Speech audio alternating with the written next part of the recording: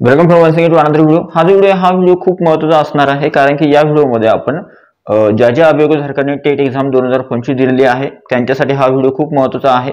आणि जवळपास जास्तीत जास्त अभियोगधारकांचा जो स्कोअर आहे, म्हणजे तुम्ही जर मेरिट लिस्ट बघितली तर मेरिट लिस्ट नुसार म्हणजे टेट एक्झामचा जो रिझल्ट आहे त्याच्यामध्ये एका स्कोअरवर म्हणजे किंवा एखाद्या विद्यार्थ्याचा समजा स्कोअर 135 आहे, तर 135 स्कोअरवर कितीतरी हजारो विद्यार्थी आहेत।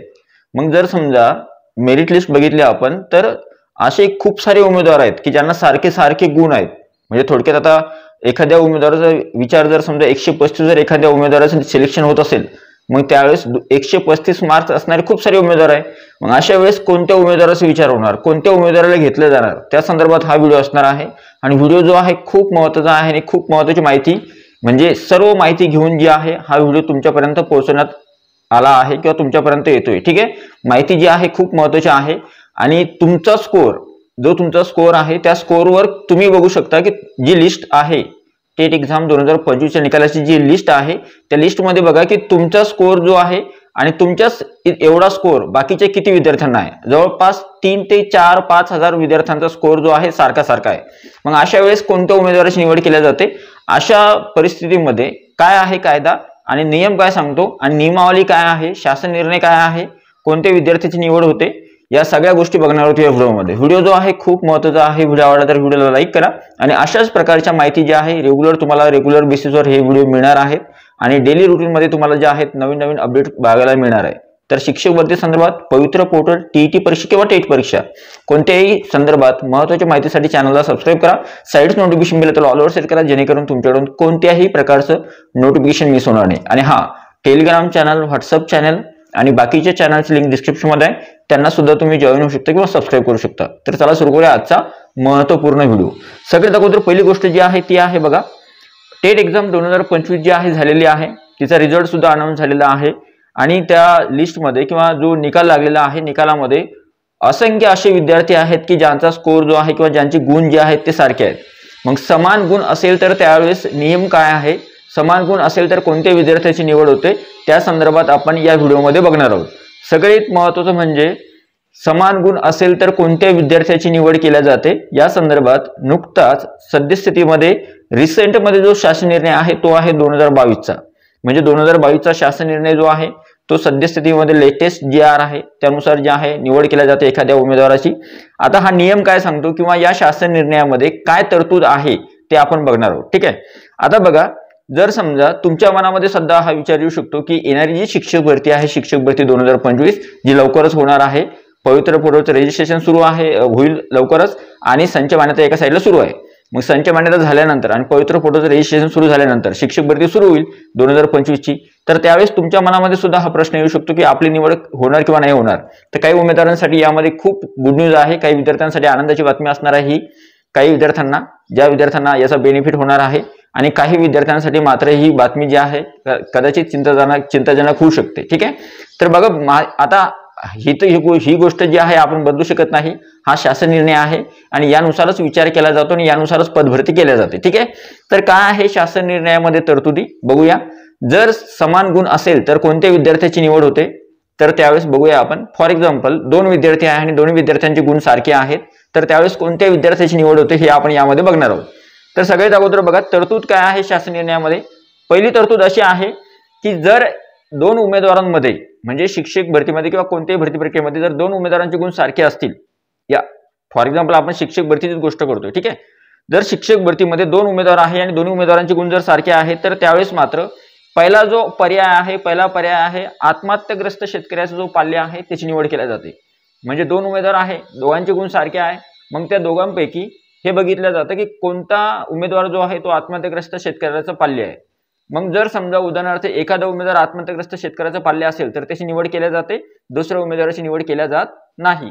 पण मग तुम्ही म्हणू शकता की दोघं जर समजा दोन्ही जी उमेदवार आहेत, जर दोन्ही उमेदवार आत्महत्याग्रस्त शेतकऱ्याचे पाल्य असेल तर त्यावेळेस मग काय, तर त्यावेळेस पुढची तरतूद आहे। पुढची तरतूद काय आहे की जर समजा दोन्ही उमेदवार आत्महत्याग्रस्त शेतकऱ्याचे पाल्य असतील, त्यावेळेस दुसरी जी तरतूद आहे तिचा विचार केला जातो। आणि दुसरी तरतूद अशी आहे, खूप साऱ्या उमेदवारांसाठी ही गुड न्यूज आहे ज्यांचं वय जास्त आहे त्यांच्यासाठी। दुसरी तरतूद अशी आहे की ज्या उमेदवाराचं वय जास्त आहे त्याला कन्सिडर केलं जातं किंवा त्याला निवडलं जातं. म्हणजे थोडक्यात ज्या उमेदवारांचं वय जास्त आहे त्यांच्यासाठी ही गुड न्यूज आहे की जर आपण कधी कधी म्हणतो की आपल्याला वय वाढल्यामुळं आपल्याला शिक्षक भरतीमधून बाहेर पडायला लागू शकतं, पण इथं बघा, जर तुम्ही आत्महत्याग्रस्त शेतकऱ्याचे पाल्य असाल किंवा तुमचं जर समजा थोडक्यात फॉर एक्झाम्पल 2 उमेदवार आहे आणि 2 उमेदवारांमध्ये तुमचं जर वय जास्त असेल तर त्यावेळेस तुम्हाला बेनिफिट मिळतो शिक्षक भरतीमध्ये. ठीक आहे, म्हणजे उदाहरणार्थ समजा दोन्ही आत्महत्याग्रस्त शेतकऱ्याचे पाल्य नसतील तर त्यावेळेस मग कोणत्या गोष्टी विचार केला जातो? वयाचा. मग कोणाचं वय जास्त आहे? ज्या उमेदवाराचं वय जास्त आहे त्या उमेदवाराची निवड केल्या जाते. ही दुसरी तरतूद आहे. ठीक आहे, कळालं? म्हणजे पहिली तरतूद आहे की आत्महत्याग्रस्त शेतकऱ्याचं पाल्य कोण आहे त्याला घ्यायचं.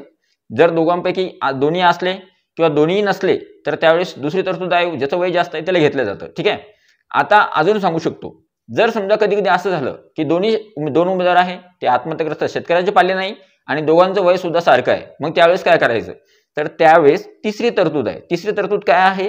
तिसरी तरतूद अशी आहे की दोघांची शैक्षणिक अर्हता बघितली जाते, क्वालिफिकेशन बघितलं जातं आणि ज्या उमेदवाराचं क्वालिफिकेशन जास्त आहे, उमेदवार म्हणजे जो फॉर्म असतो, फॉर्म भरण्याची शेवटची तारीख जी आहे त्या तारखेपर्यंत ज्या उमेदवारांना जास्तीत जास्त ज्या उमेदवाराचं क्वालिफिकेशन जास्त आहे अशा उमेदवारांची निवड केल्या जाते. ठीक आहे, आणि आता जर समजा दोघांचं क्वालिफिकेशन सारखं असलं, मग समजा उदाहरणार्थ एखादा उमेदवार समजा ग्रॅज्युएशन आणि बीएड आहे, दुसरा उमेदवार सुद्धा ग्रॅज्युएशन आणि बीएड आहे, मग दोन्ही उमेदवारांचं क्वालिफिकेशन सारखं आहे, मग त्यावेळेस कोणत्या उमेदवाराची निवड केल्या जाते? त्याच्यासाठी चौथी तरतूद आहे. चौथी तरतूद काय आहे? जर समजा या तिन्ही गोष्टींमध्ये जर समजा बसत नसेल किंवा या तिन्ही गोष्टींमधून सुद्धा ऑप्शन निघत नसेल तर चौथी तरतूद आहे, ज्या उमेदवाराची किंवा ज्या पदासाठी या दोन्ही उमेदवारांनी अप्लाय केलेला आहे किंवा विचार केला जातोय, समजा फॉर एक्झाम्पल दोन्ही उमेदवारांचा विचार वर्ग 6 ते 8 साठी केला जातोय एखाद्या वर्गासाठी, मग त्या वर्गासाठी किती अर्हता लागते? आता समजा 6 ते 8 साठी काय लागते?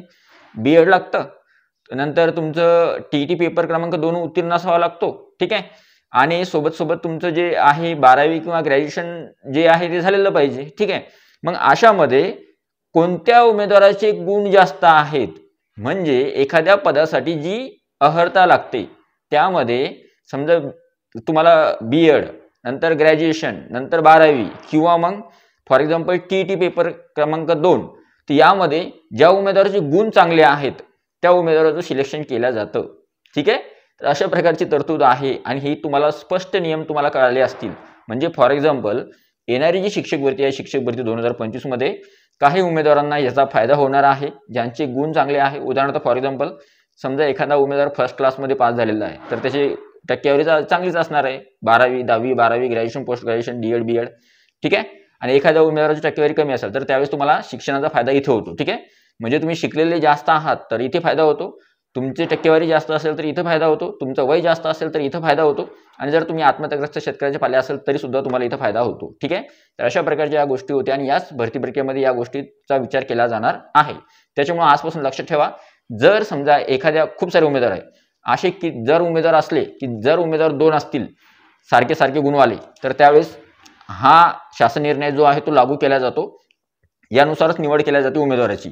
तर तुम्ही लक्षात ठेवा, पहिला ऑप्शन आहे आत्महत्याग्रस्त शेतकऱ्याचा पाल्य जो आहे त्याला निवडलं जातं, दुसरा ऑप्शन आहे ज्याचं वय जास्त आहे त्याला निवडलं जातं, तिसरं दोन्ही जर ऑप्शन कटत असतील तिसरा ऑप्शनचा विचार केला जातो की ज्याची क्वालिफिकेशन चांगलं आहे त्याला घेतलं जातं, आणि जर त्याच्यामध्ये बसत नसेल तर चौथा विचार केला जातो की कोणाची टक्केवारी किंवा कोणाचे गुण जे आहे जास्त आहे ज्या पदासाठी अर्ज केलेला आहे त्या पदासाठी. ठीक आहे, तर आय होप ही जी इन्फॉर्मेशन किंवा हा जो व्हिडिओ तुम्हाला आवडला असेल. व्हिडिओ खूप वेगळा होता आणि व्हिडिओ महत्त्वाचा होता, महत्त्वपूर्ण होता शिक्षक भरती 2025 साठी सुद्धा, येणाऱ्या पदभरतीसाठी सुद्धा जे आहे, येणारी पुढची जी पदभरती असेल शिक्षक भरती येणारी पुढची त्यासाठी सुद्धा हा जो व्हिडिओ आहे मदतगार असणार आहे.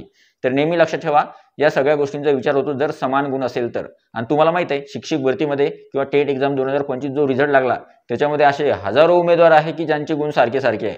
म्हणजे तुम्ही जर म्हणलं माझा स्कोर 115 आहे तर 115 स्कोर असणारे कितीतरी उमेदवार आहेत, 2000, 3000, 4000, 5000 कितीतरी उमेदवार आहेत. 2,11,308 उमेदवारांनी परीक्षा दिलेली आहे आणि एकाच मार्काचे जवळपास हजारो विद्यार्थी आहेत.